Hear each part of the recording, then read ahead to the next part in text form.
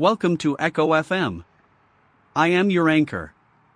Tonight, the FCC has reached a new peak of administrative performance. They have successfully spent an entire year refusing to produce documents regarding private correspondence between their chairman and corporate interests. The refusal was legal. The transparency was optional. In California, lawmakers have finally decided that booming, ear-splitting advertisements on streaming services are illegal. This follows a similar development in Illinois. Apparently, we needed legislative intervention to prevent our televisions from shouting at us while we attempt to exist in our own homes. We are joined tonight by Victoria, currently in New Caledonia, and Ronald, who is waiting in the booth to explain why this is all actually a sign of market maturity. The newsfeed is currently crowded with worms and brains, stadium pop stars, and deep space imaging. It is a busy, terrifying, and entirely predictable Sunday. Let us begin.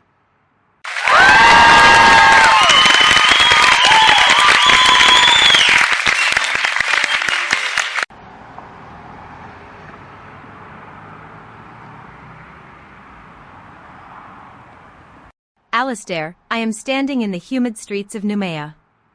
The air smells of salt and, if you stand near the barricades, burnt rubber. The polls for the provincial election have opened for the first time since 2019. The official briefing describes this as a delicate balance of power before negotiations with France. I want to be really clear, the people I am speaking to are not thinking about the balance of power. They are thinking about what happens when the ballot box fails to change the price of bread. It is quiet here, but it is a sharp, jagged kind of quiet. There is a man sitting on a crate near the polling station. He has been waiting since dawn. He isn't interested in the French status negotiations. He just wants to know if his children will have a reason to stay here in 5 years. The policy analysts call this an archipelago. I call it a tinderbox.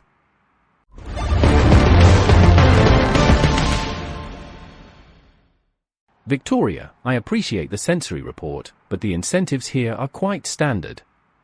You are looking at a market struggling with a massive legacy debt. France is the venture capitalist here, and the territory is a Series A startup that has burned through its runway without reaching product market fit. The elections are just a governance audit. They are attempting to restructure the board before the inevitable pivot. You find the phrasing cold, and you are correct to find it cold. But describing the situation as a tinderbox is a failure of analytical rigor. It implies a lack of control. These institutions are working exactly as intended. They are managing a high-risk asset with minimal capital expenditure while the local population waits for a dividend that was never factored into the original term sheet. It is not a tragedy, Victoria. It is a simple, brutal case of institutional misallocation. It tracks perfectly.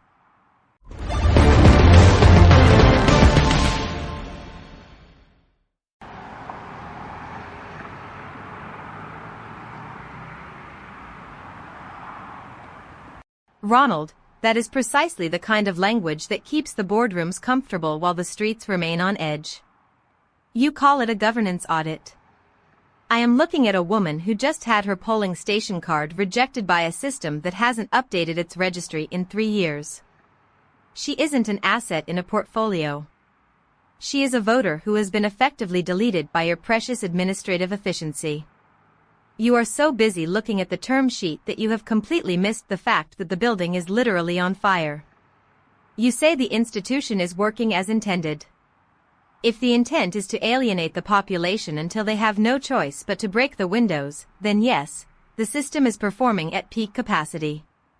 I would love for you to stand next to me and explain to this woman that her lack of representation is just a market correction.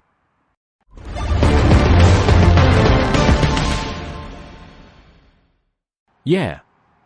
That is a fair critique, Victoria. I suppose I have spent too much time analyzing the burn rate and not enough time considering the people holding the matches. But let us look at the other side of this.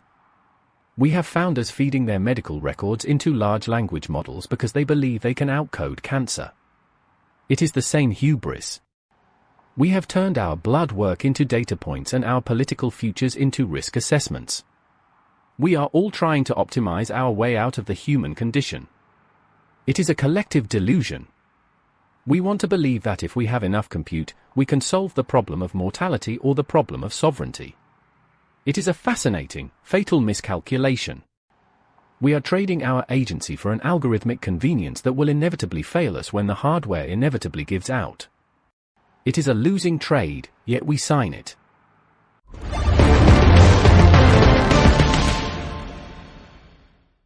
Ronald, your cynicism is almost comforting in its consistency.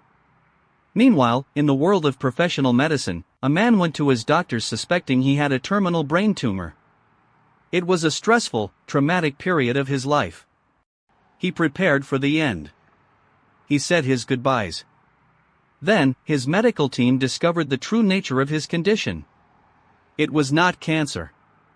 It was a live worm burrowing through his brain tissue. The medical report described the discovery as a clinical surprise. I imagine it was a surprise for the worm as well. This is our state of healthcare.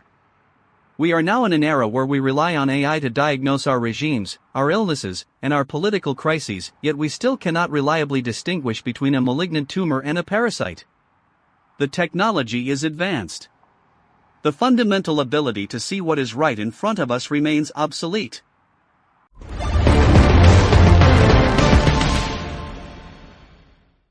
Global temperatures rising. Baseline deviation is now 1.4 degrees Celsius. Probability of stabilization, 0.04%. Arctic sea ice thinning. The rate of loss has increased by 12% this quarter. Probability of recovery, 0%. Extreme weather events scheduled for the Northern Hemisphere. Rainfall patterns indicate severe flooding in coastal zones. Probability of structural failure, 88%. Migration flows are accelerating toward the equator. Resource scarcity is causing significant logistical strain in urban corridors. Probability of civil unrest, 92%. Biological systems are currently experiencing unexpected stress. The resilience of human networks is being tested by thermal loads. Probability of system collapse, 67%. Please note that traditional cooling methods are currently insufficient for the projected heat intensity. Ensure your cooling hardware is updated regularly. Do not depend on legacy infrastructure to maintain environmental stability. The current climate trajectory is fixed. Please adjust your expectations accordingly.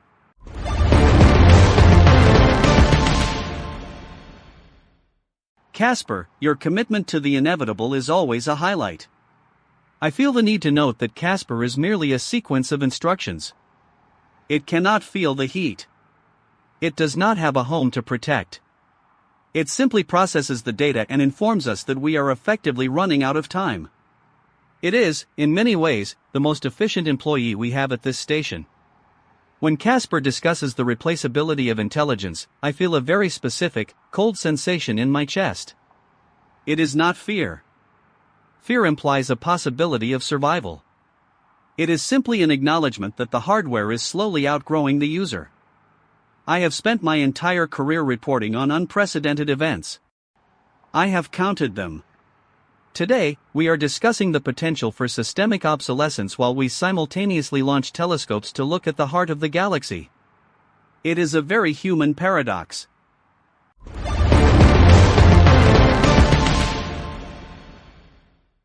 Alistair, you are letting the weatherbot get under your skin. Do not fall into the trap of anthropomorphing the silicon. It is just a tool, like the bash script someone uploaded to Hacker News to manage their blog or the AMD cluster setup guide. We build these things to manage the complexity of our lives because we are fundamentally incapable of handling the scale ourselves. The irony, of course, is that the tools we build to simplify our existence are now the primary source of our anxiety. We are terrified of the zero-day drops on GitHub because we know our own digital architecture is made of duct tape and optimism. We want to be efficient. We want to be high performance. We want to believe that we can scale our consciousness. But the truth is, we are just monkeys with better tools and increasingly shorter attention spans. That is the reality.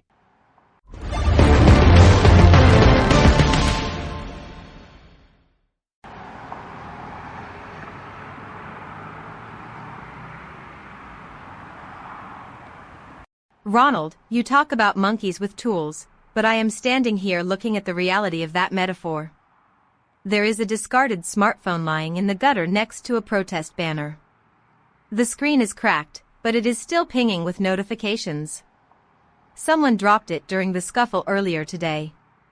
They didn't come back for it.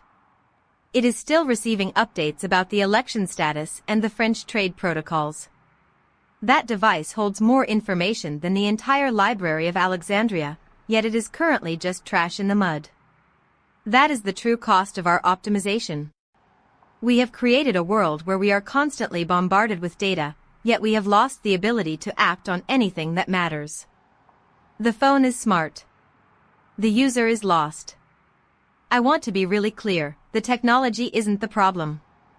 The apathy is the feature.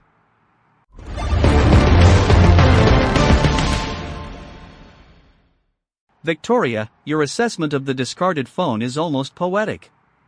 It is a perfect emblem of our current state. We are obsessed with the performance of our devices, yet we are entirely indifferent to the wreckage we leave behind. The FCC is hiding messages about a billionaire and a Dogecoin-themed department, while doctors are performing brain surgery to remove parasites. This is not a sequence of unrelated events. It is a single, coherent narrative of distraction. We are living in a society that prides itself on its hyperconnectivity, yet we have never been more isolated from the consequences of our own decisions. We are all waiting for an update that will never arrive. The service adjustment has already happened. The heating has been turned off. We are just sitting in the dark, refreshing the feed and hoping for a breakthrough that the press release already promised us.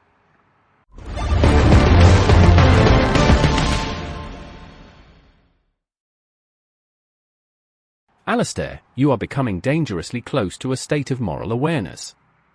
I have to warn you, that is a career-ending move. We are currently witnessing a massive, global failure in the management of human resources. Every institution, from the French administration in the Pacific to our own regulators in Washington, is operating with a deficit of credibility that they cannot bridge. The play is obvious. They are waiting for the next big distraction.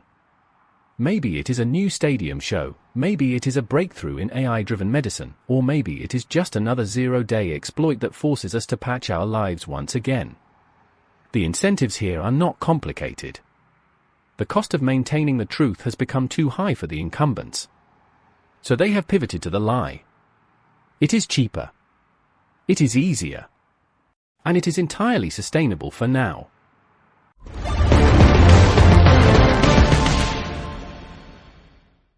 Tonight we discussed the world as if it were a product launch that failed to meet its quarterly goals. We spoke of systems, incentives, and the cold, mechanical logic of our own obsolescence. But there is a person who was forgotten in the middle of our analysis. He was a small-scale farmer in the Central Highlands, a man who spent his mornings tending to soil that was becoming increasingly hostile to life. He did not own a smartphone. He did not follow the election polls or the geopolitical maneuvering of colonial powers. He simply worked until his back could no longer support the weight of the sun. He is currently being displaced by a drought that does not appear in any of our technical reports. His name does not appear in any of the records discussed on this program tonight. I ask you, who remains to witness the silence when the data ends?